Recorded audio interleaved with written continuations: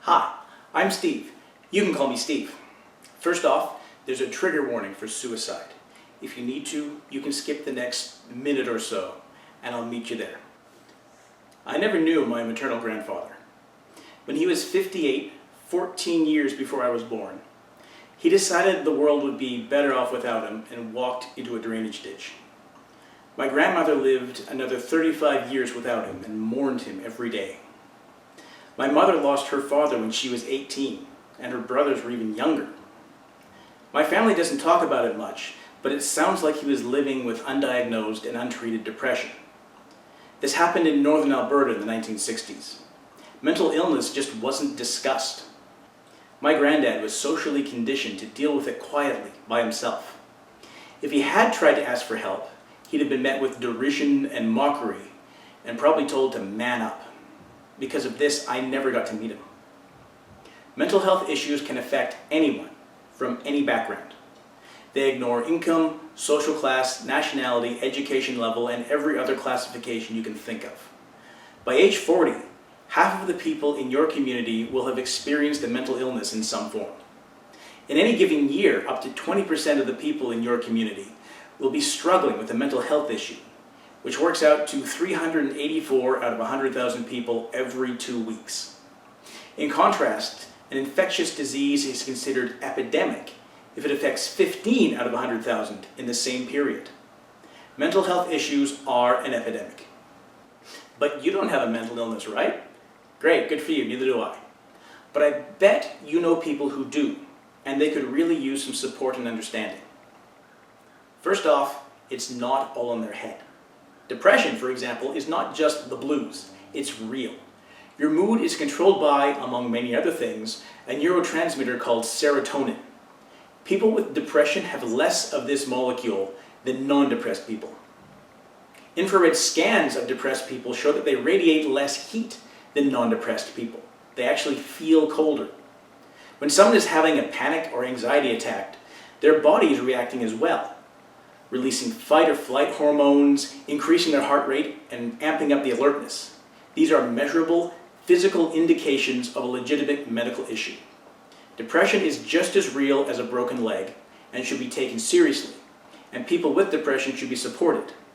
I'll put a link in the description to things you should and should not say to a depressed person. Even if you're trying to be helpful, cheery optimism is not going to be well received. There are more types of mental illness than just depression and anxiety, but all of them are difficult to live with. They can make it impossible to hold a job or maintain a normal lifestyle, and without access to treatment or support, many sufferers end up on the street. Many homeless people have mental issues, along with the drug or alcohol addictions that are a result of trying to self-medicate, because they can't get access to care. If you live with a mental illness, there is help. There are public health services you can access, you can talk to a friend you trust, or you can seek counseling or therapy.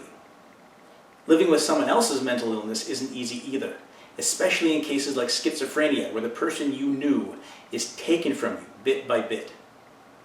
People suffering a psychotic break will often lash out at their loved ones. If you're in this situation and you need to put some distance between yourself and the person who's ill, this is absolutely not a failing on your part.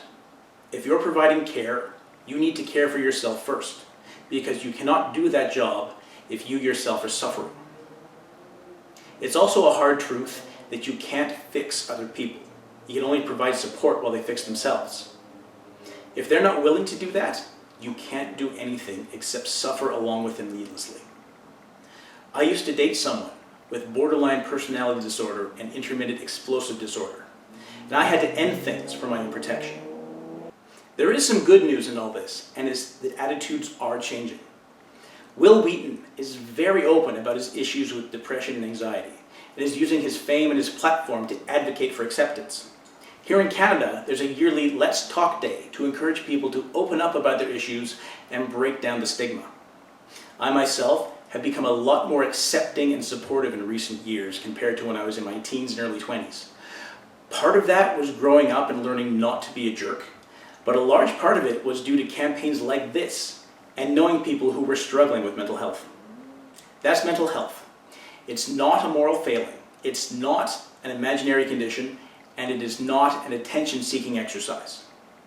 It's a real medical condition that occurs at epidemic levels and needs to be covered by public health systems. Getting in to see a counselor or therapist should be as easy as getting in to see a doctor. If you are struggling with mental health issues, you don't need to suffer in silence. You're not alone. If you need help, ask for it. I'll put links in the description to helplines in a bunch of different countries. Remember, depression lies. It tells you that you aren't worthy of help, and that is not true. Everyone who needs help deserves to get help, including you. I won't judge you. Thanks for watching. I've been Steve.